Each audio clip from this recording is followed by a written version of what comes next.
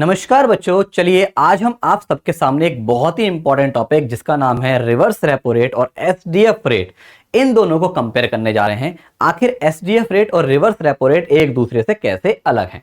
भाई कई बार हम देखते हैं दोनों एक से लगते हैं देखने में, लेकिन काफी चीजों में, काफी मायनों में अगर देखें तो ये काफी एक दूसरे से अलग हैं, जो एक दूसरे की अलग अलग क्वालिटी को दर्शाते हैं। तो चलिए बच्चों बात करते हैं आखिर रिवर्स रेपो रेट और एसडीएफ रेट में क्या हमें डिफरेंस देखने को नजर आता है।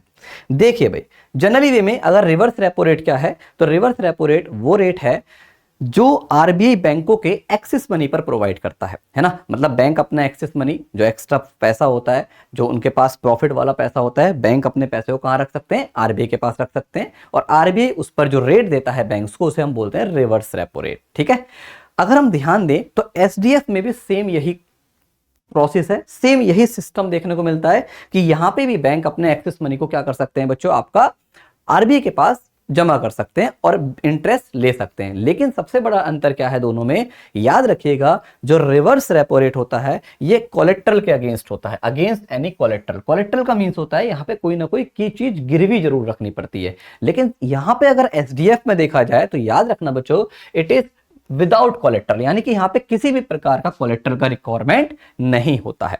इसके अलावा अगर बातचीत करें बच्चों, तो एसडीएफ रेट अभी हाल ही में हमारे देश में इंट्रोड्यूस कराया गया। इसे अप्रैल 2022 में उर्जित पटेल कमेटी के रिकमेंडेशन पे ही इंट्रोड्यूस कराया गया था।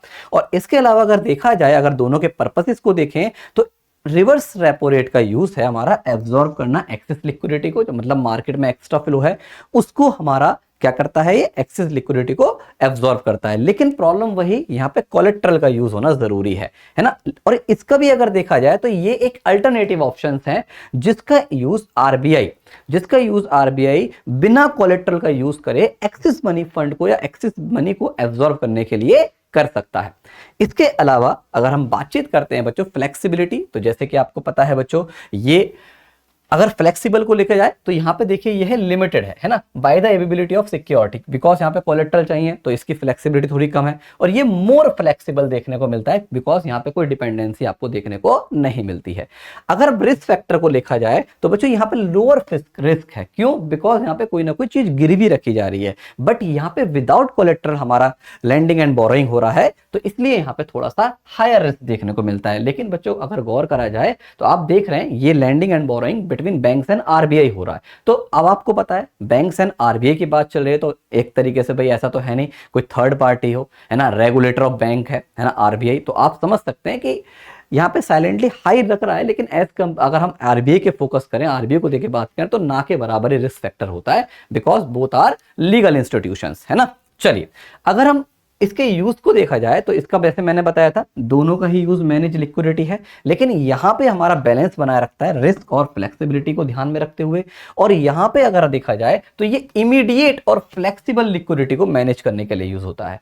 याद रखना, अगर प्रेजेंट में बात करें बच्चों, तो प्रेजेंट में हमारा जो रेट चल रहा है रिवर्स रेपो रेट का, वो अकॉर्डिंग टू द आरबीआई वो है 3.35%, एंड जो एसडीएफ रेट चल रहा है, जिसे स्टैंडिंग डिपॉजिट फैसिलिटी बोलते हैं, उसका परसेंटेज चल रहा है 6.25%। तो ये प्रेजेंट में हमारे रेट्स आरबीआई के द्वारा डिसाइडेड किए गए हैं। तो उम्मीद करता हूं ये दोनों आपको समझ में आ गए होंगे कि रिवर्स रेपो रेट और एसडीएफ रेट एक दूसरे से कैसे अलग हैं और कैसे अपने आप को अलग बनाते हैं।